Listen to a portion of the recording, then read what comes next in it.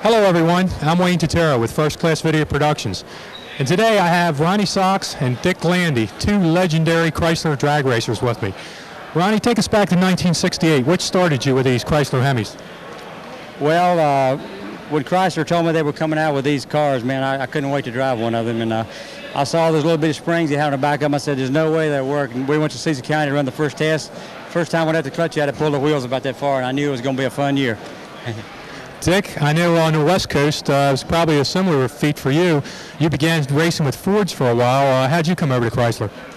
I came over to Chrysler in about '62 when they came out with a real good cross-ram wedge engine. It was about 4 miles an hour faster than the Chevys and about 5 miles an hour faster than the Fords, and it was time to move. Time to move to Yep, Chrysler. time to get for the winter. And then in '68, I guess this whole Chrysler program began, really in full force, and that's what led you to this Dodge you're looking at right now. This was this car right here was one of the first cars that was raced in an NHRA meet, and after making the qualifying and come to eliminations, they decided they wouldn't even allow it to run. The cars ran so quick and so fast. And Ronnie, from Super Stock, you went on to Pro Stock with the CUDA behind us, I believe.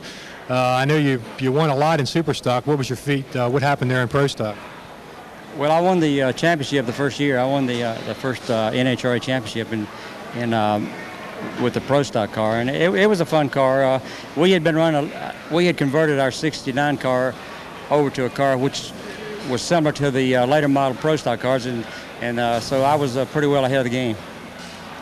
Well, talking to you two guys here, I can realize why Chrysler had you guys around. It added a lot of class to their cars, and the seminars that you guys gave back in the late '60s were just fantastic. I remember attending a couple of them where you were there, and I want to really thank you guys for talking to me today. Thanks a lot. Appreciate it. Thank you, Dick. Thank you very much.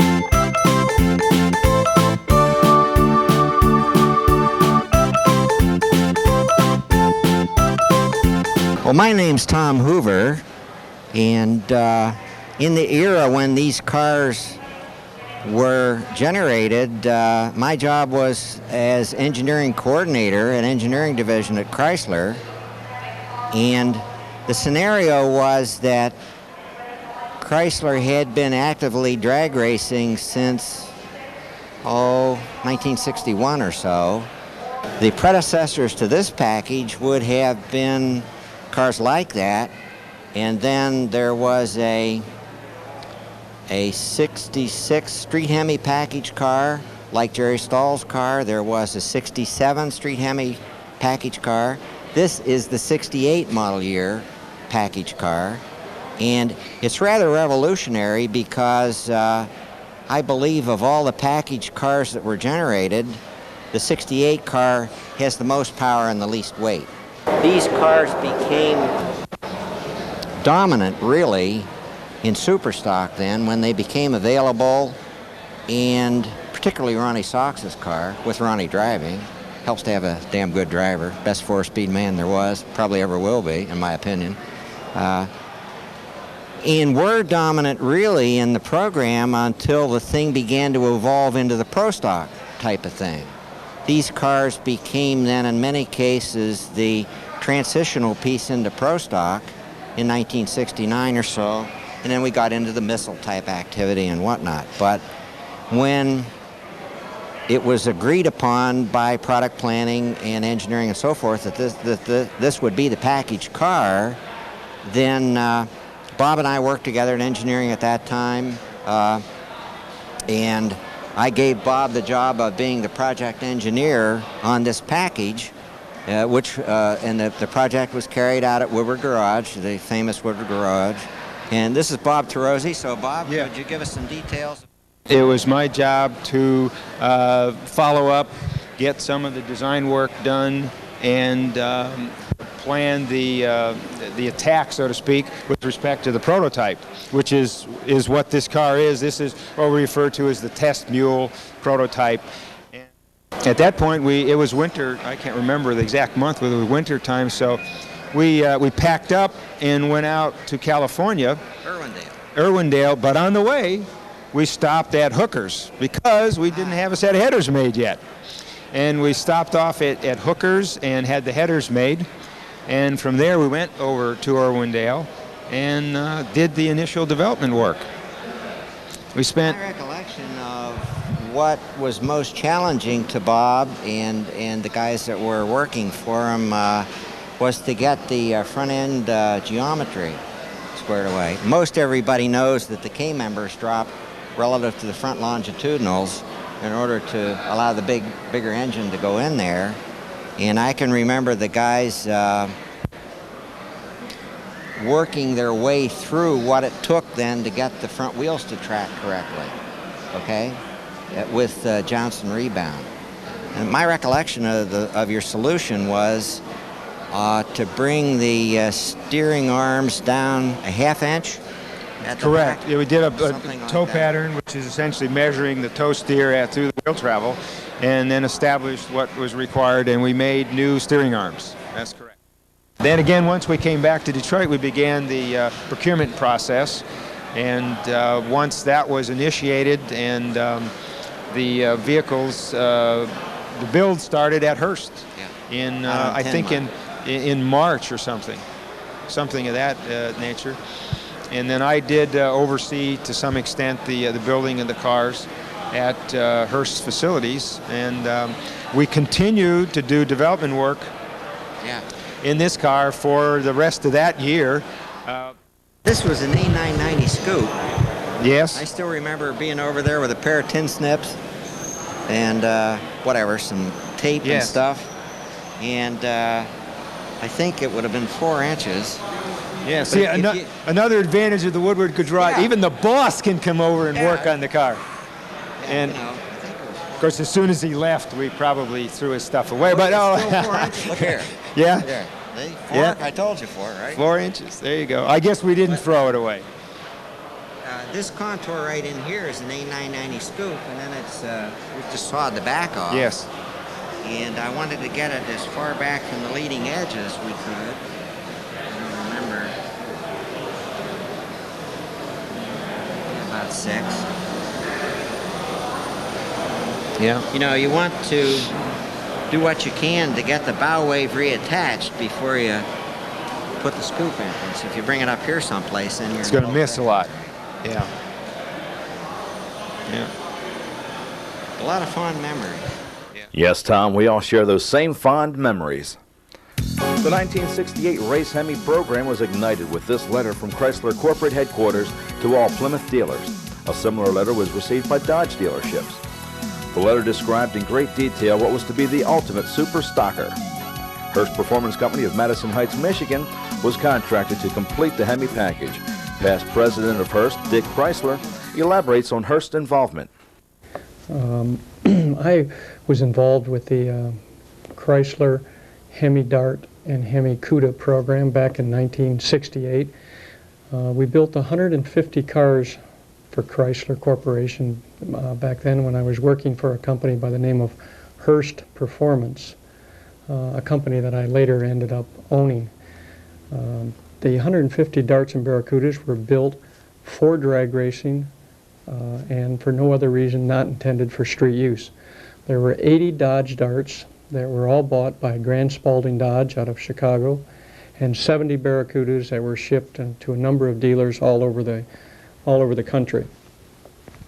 We received the cars from Chrysler on a tow truck. They came in, they had no fenders, no hoods, and no glass in them, and no engines and transmissions, of course, in them. We would get the cars and bring them inside the building, and we would install the engines and the transmissions, new rear end housings, bigger tires, and we would also install interiors, lightweight Bostrom seats, half-weight glass in all the windows, fiberglass front fenders and a fiberglass hood, and complete the car so it was a drivable unit when we shipped it. We would ship the cars on trucks, regular haul-away trucks. We would send the tires and the old rear-end housings back to Chrysler, and they would use them again in their production cars. The racers would end up getting the cars, and they would end up painting the cars, putting their slicks on them, and go racing. And that's the long and short of the Chrysler Dodge Dart and Hemi Cuda program. It was the first time that a Hemi engine had ever been installed in a Dart or a Barracuda body, and there was quite a struggle to fit that big engine in that little car. It was very close clearances, as I recall, where the left-hand header went by the steering gearbox. A special K-member had to be installed under the car in order to accept the Hemi engine. We also, of course, put a Hurst shifter in that car. They all had either automatics or 4-speeds in them. And we would give them a little test before we had put them on the trucks and send them on their way to become future collector items. Today, those vehicles, I think they sold for around $5,000 at the time we built them, and now I think they're selling for in excess of $80,000 for one of these very rare and unique automobiles. Thanks, Dick. Let's take a look at these rare cars. I'm Tim Hennessy from Canandaigua, New York, and this is my '68 Hemi Dart. It was originally raced by Charlie Castaldo, who was a factory racer, and was fairly successful with the car in the early 60s, or the late 60s rather. I restored the car as you see it now, and I've been showing it primarily for about the last 5 years. And it's basically a big model car now that I just play with for fun. I started out with the Hemi in '65. I built Dave Strickler's older wheelbase car. And then in '66, we used a street Hemi. And I built Jerry Stahl's car that won all the national events that year. And then we ran also a street Hemi in '67, and then '68. Chrysler asked me if I wanted one of these cars to drive it myself, and I did. So that's where I ended up with this one. Of course, in '68, then we went back to the higher compression and the Ram manifold and the Hollies on, which helped performance considerably. Sam Panuti sold it to a guy in Louisiana, Shreveport, I believe, by the name of Van Broussard, which owned 2 cars at that time. One he had wrecked, and this car he'd bought just after he'd wrecked it. After that, he sold the car to Jim Hale, which is another famous Chrysler racer. Jim, I think, took it apart and sold it to another guy named Ron Miner, and he turned around and only kept it for a few months and sold it to a guy named Dale Bliss, and I bought it from him. And at that time, I knew nothing of the history of these prior racers who owned it at that time. And after I had it for a year or so, started doing some research and talked to Jim Hale about the car, and he said that he thought that it was Bill Stiles' old car. And I asked Jim, I said, well, how do you how do you think it is, or what makes you think that it is? And he says, well, I ran against Bill, he didn't remember what year, 69 or 70, and he says, Bill just beat me fair and square. And after the race, I went up and looked at the car to see what he had different or what advantages that I might be able to have by looking at his car, or maybe even looking to see if he could get it disqualified because it ran so good and he was second place. And so at that time, I asked him if he knew who Bill Stiles was still around or if he had his phone number, and then I called Bill and identified the car at that time. And he's the one that gave me all the pictures and documentation of the car and helped me in the restoration and the detail of making it what it is today. The heart of the program was the 426 cubic inch engine nicknamed Hemi, taken from its hemispherical combustion chambers. The 426 Hemi was rated at a modest 500 horsepower and was equipped with a magnesium cross-ram intake manifold, twin Holley 780 CFM carburetors, a roller timing chain, high-volume oil pump, dual-point distributor, transistorized ignition unit, solid core ignition wires, and a set of Hooker competition headers. 16-time NHR National Event winner Ronnie Sox prepares to climb behind the wheel of his legendary 1968 Hemi Barracuda. Ronnie had not seen this car in over 24 years and was really impressed with the fantastic restoration completed by owner Ernie Chapman and his crew. Updated 1993 safety devices such as a fire suit, shoulder harness, and safety net are applied as Ronnie prepares to make a time pass.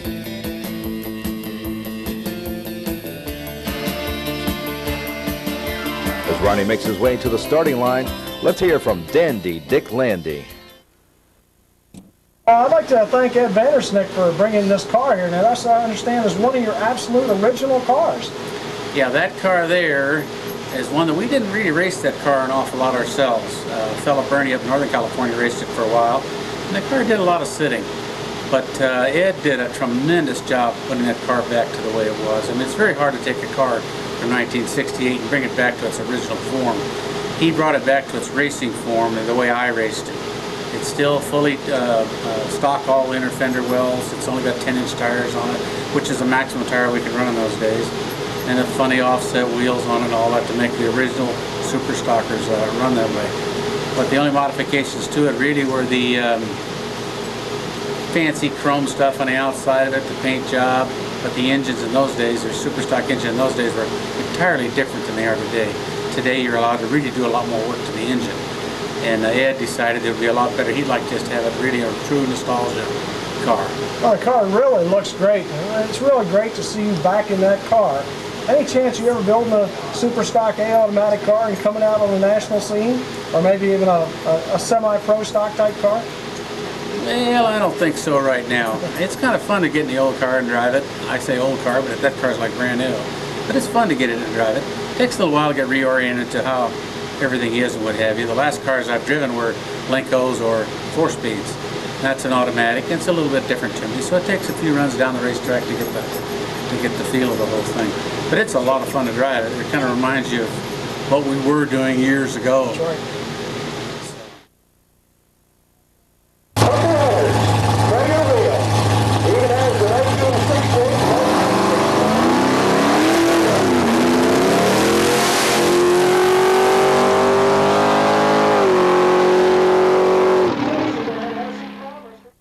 Not a bad run at all, considering it's been over 25 years, Dick.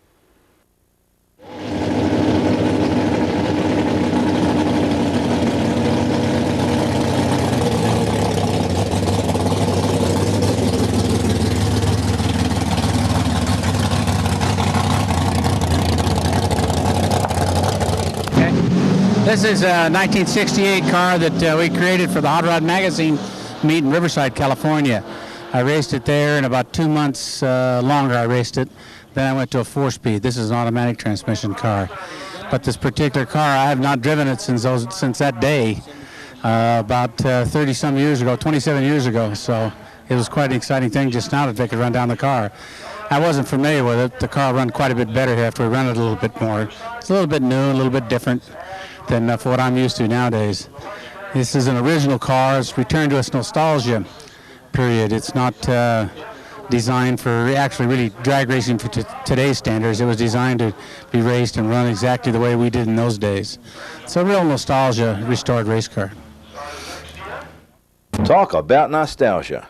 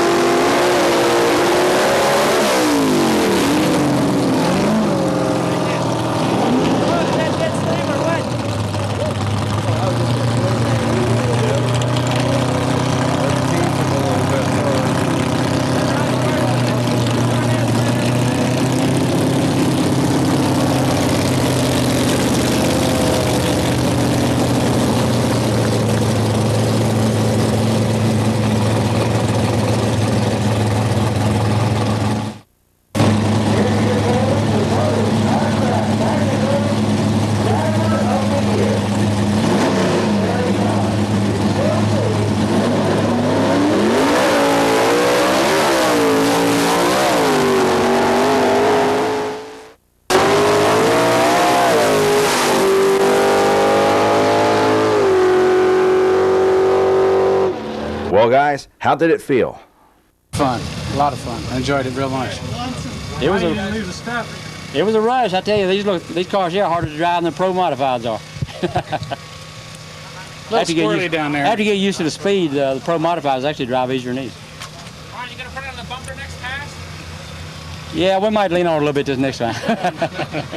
That would just warm up pace there. Clean dust off tires. Right? Yeah. As we await the next run, let's take a closer look at Ernie Chapman's masterpiece restoration. A Ronnie Sox autograph is all this car could possibly need. This paint scheme has got to be the prettiest in race car history.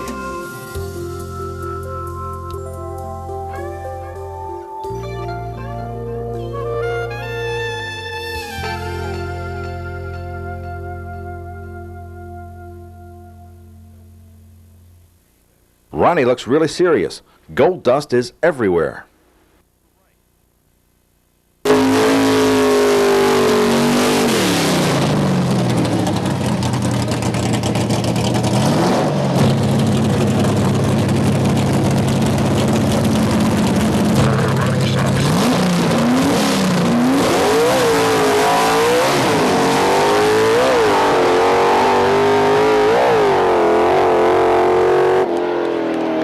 Mr. Hoover, you're right. No one handles a 4-speed any better.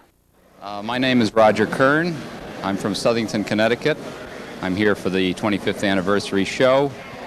This BO-29 car was originally the Gary Ostrich car, was campaigned in '68 under the Chrysler banner. Was only campaigned for about a year and then was sold to a fellow in Colorado. The car then went to the Dr. Neumeier collection.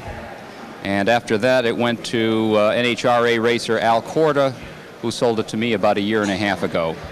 The car has basically been restored to nostalgia condition, the way they were back in the late 60s, other than the tires and the tubs.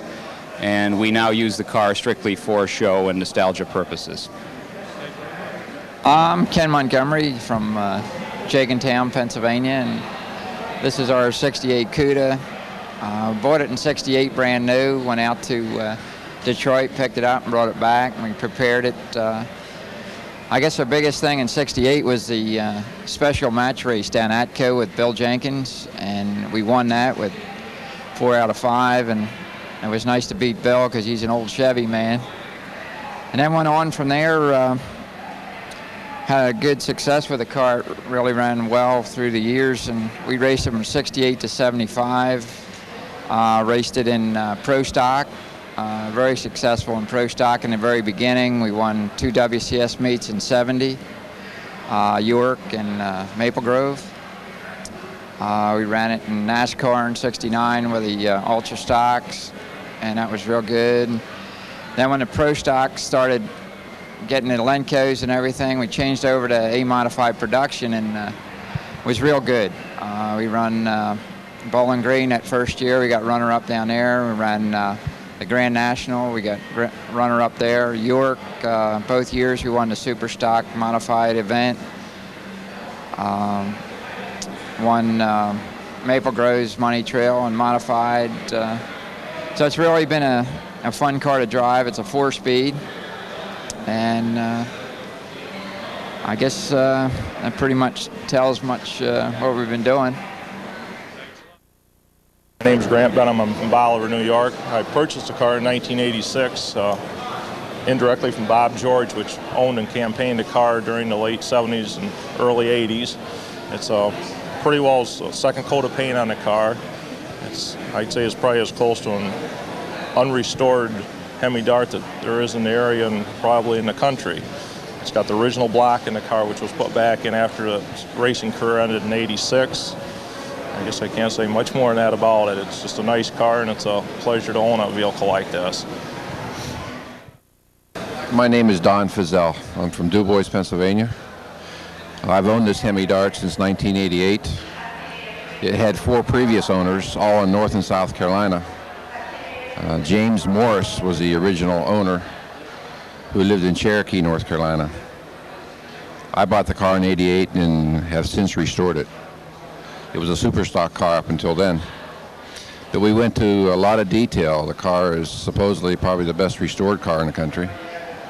And all the details are there, the right plug wires, the right fan, the body's straight. It's just a super nice car. So the car still runs in the 10s. It has a lot of the original tires and wheels and stuff on it. It's a real nice car. My name is John Friel. I'm from Cedar Grove. This is a '68 Hemi Dart. We've had it since about '86 now. It's the current national record holder and it's been since 1989. The car has a 426 Hemi motor, race Hemi. It has a 12-bolt Chevy rear end in it, a 727 automatic transmission. And the engine is done by Ray Barton, who used to be out of Canada. Now currently he lives in Pennsylvania. The car has run best 915, 146 mile an hour. It holds the record at a 919, 144 mile an hour. We got it in '86, and we basically went through the car from bumper to bumper and detailed and fine-tuned and made changes and tested and got it to run as fast as it runs now. Circus Paint in New Jersey put the paint on it. Kenny Youngblood out of California did the paint scheme. He sent us a couple of schemes, and this was the one we came up with, and I think it looks pretty good. And like I say, Circus actually laid the paint on the car. We've worked with Ray since about '84, I guess. We had a stocker before this, and it's been a long, hard road as far as a lot of testing and dyno time and everything else, and the end result has paid off, though. The car is the fastest car in the country. Talk about your fast Hemis. Let's visit Hemi Heaven, which is also known as Ray Barton Racing Engines.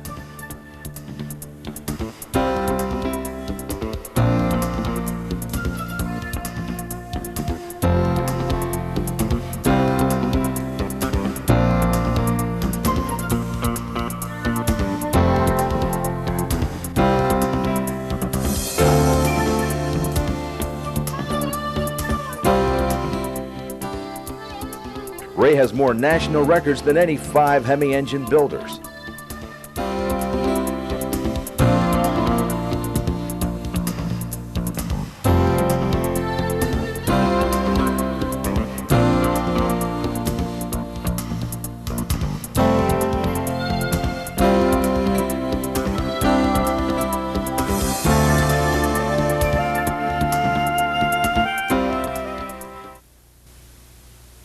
Ray, Tom Hoover told us earlier that the power level you were at now in 1993 would have made him happy in Pro Stock back in 1970.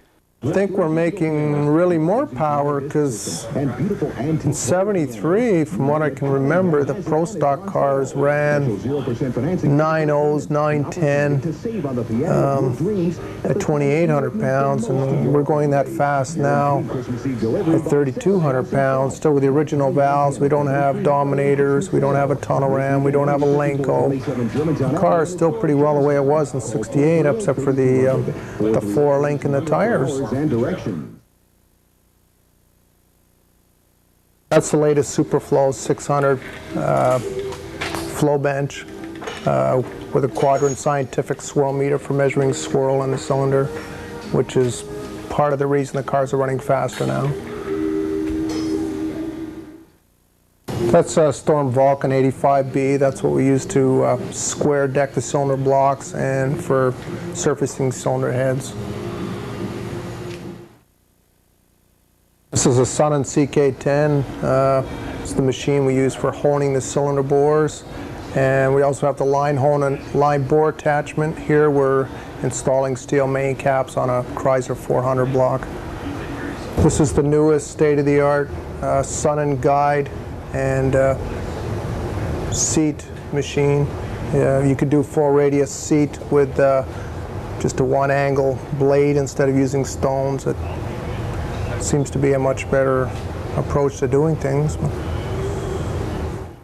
We're undercutting the, actually we're opening up the bowl, blending it into the radius seat, and then after that we'll start to port the cylinder head. This gets the bowl perfectly round. To do that by hand with the old way would take you just days and days to do 8 bowls, and now you can do it in an hour. This is the newest Heinz engine balancer. It seems to be the only one that people use nowadays. It's very, very accurate, and we just haven't had a balance problem since we bought this machine. We've had it about 6 months. That's the newest manifold that we've been running. We have about 10 of these on cars right now. This is a fully modified A990 original mag manifold. Approximately 5 weeks from now, we have a new casting that you'll be able to buy from us with everything done to it. It won't be a modified manifold. It'll be a brand new manifold with a Chrysler part number on it. It should save a lot of work, and it'll probably be $1,000 cheaper than one of these. To do a manifold complete, when the guy brings you a manifold, turnaround is about 80 hours.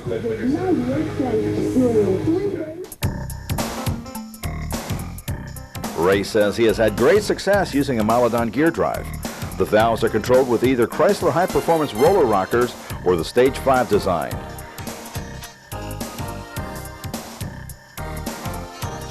Ray prefers a Steph oil pan and says the Aries pistons fit his special needs.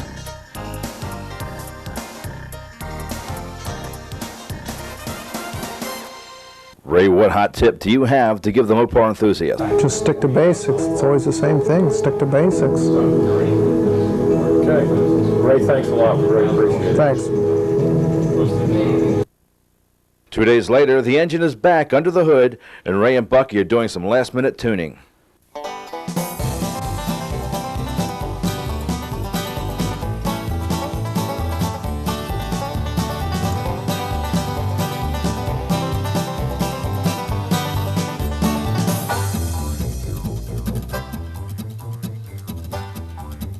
A few valve adjustments are necessary before making a full throttle pass here at beautiful Cecil County Dragway.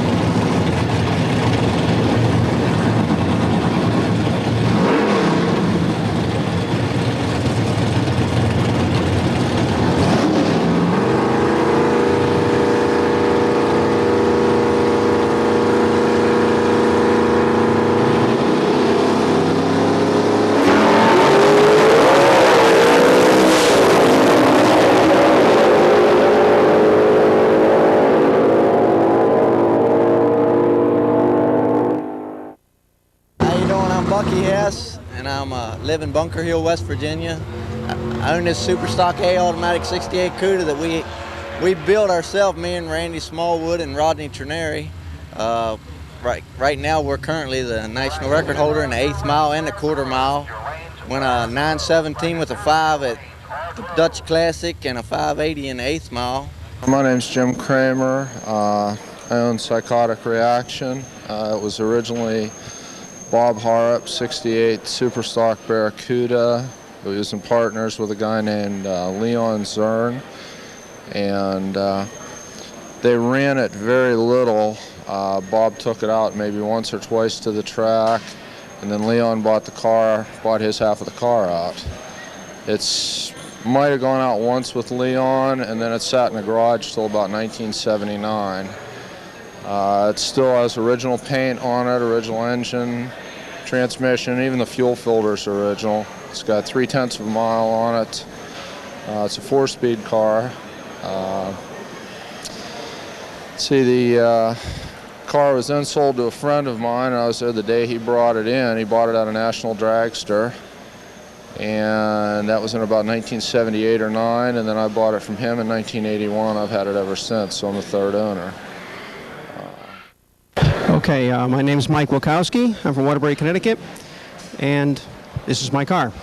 The car primarily is 68 Hemi Dart. It was campaigned 1 year, 1968, and the original owner, Mr. McVeigh, put the car in storage for 13 years. After that, a gentleman in Florida, Marvin Hughes, purchased the car for his collection. Never campaigned the car, and about 6 years ago, I purchased the car. I purchased the car because I like the car, I appreciate the car for what it represents, and also the fact that it seems to be one of the most original of the darts that are still in existence. This car in particular has never had a roll bar, it's never been caged, it's never been tubbed. All right, I'm Clayton Wright from Newportville, Pennsylvania, and this is a 68 Hemi Cuda. I've owned it about 15 years. Won division championship with it. It won 2 summer national meets with it, many class championships. Hi, I'm Paul Emeraux. I'm the owner of this original Hearst Superstock Barracuda. It's one of the original 70 that were produced by Hearst and one of 9 original 4-speed cars. This car I purchased in 1987 from a collector. I'm the 6th owner of the car. It was originally purchased by Ray Christian of Columbus, Ohio at Westerville Motors in Columbus. It was raced as a superstock car through the mid-70s by Bill Weekley and Ray Wilkes. Fairly successful in the Midwest, especially at National Trail. We went through a complete restoration. Every nut, bolt, and everything came apart from it. Our intention was to put a car together that looked fairly nice but was absolutely streetable. That means an engine that can live on today's gasolines and still make enough power to be able to get out of its own way. We worked on the car starting in 1990 early, and we completed it in the summer of 1990, and we brought it out onto the show circuit primarily not to be raced. The car had been raced with a Hemi and then later on with a 446 pack. Today it has a 1968 block in it with a lot of little goodies from a lot of help from a lot of people, especially Mike Landy of Dick Landy Enterprises Industries. That's Mike, is Dick Landy's brother. Mike helped me with the pistons and the piston top and the cam selection. It's made the car to idle at 1,000, 1,100 RPM and still has allowed the car to run 1070s in the quarter. The engine uses stock heads with very, very high rate springs, a lot of seat pressure. It's a roller cam car, runs about a 10.3 or so mechanical compression ratio. Outside of that, it's a box stock. It uses an untouched original magnesium cross ram with a pair of reproduction carburetors that had some warm over from Louis Vignona. The rocker arms were redone according to some things from Louis Vignona also. The tuning, I've done most of that myself. The car now uses an MSD 6AL with a rev limiter. We did that for racing reasons with the 4-speed. The 4-speed uses synchronizers because it is street driven. The rest of the engine consists of a stock water pump and housing. It uses a Milan pan with a dual pickup. The filters are all Chrysler. The radiator is an original Chrysler. The viscous fan and the aluminum blade fan are also original Chrysler. The car is painted in pearl white. with the black on the inside, the way that they had originally came from Hearst. I run the aluminum valve covers because of the spring heights that we have on this car. The steel ones would be too hard to dent, to clear, to make sure that we don't run into them with the valve setup we are using. The car now, as I said, has about 2,500 miles on it. It's run on all kinds of pump gas, going everywhere, and has not overheated, just does not. These cars, as I'm sure everybody knows by now, comes with fiberglass fenders and a fiberglass hood. These are the original ones made by Plaza Fiberglass. Fenders weigh about 14 pounds a piece. The hood's about 34, 35. Original steel fenders are approximately 20 pounds, and the hoods are about 65 pounds. The bumper is an acid dip version. It weighs about 8 pounds versus the original 17 pounds or so for an original one. The cars also came with pull-up glass and straps. We don't run the thin glass because of the bumps and things, but we run the original Barracuda glass in it, but we still use the straps. As you can see, the car still has windshield wipers, which were required in 1968 per Superstock rules. We've driven it anywhere a tank of gas will get us, and depending on how you drive the car, that tank of gas can get you somewhere between 150 and 200 miles or somewhere around 25. Well, you've heard about the Hemi. You've seen the Hemi. Put your seatbelts on. It's time to take a ride in one.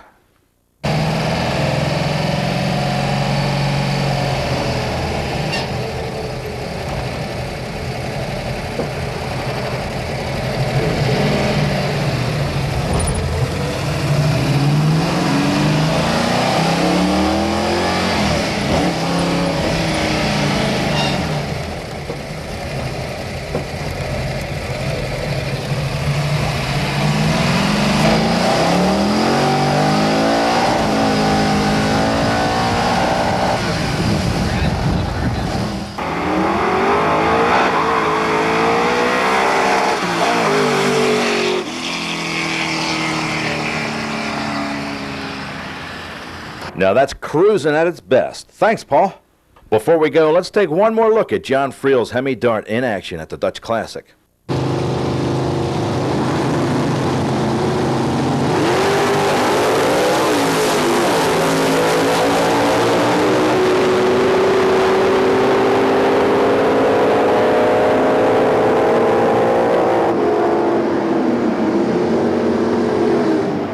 John not only has a great running car, but as you see, he's a pretty good driver.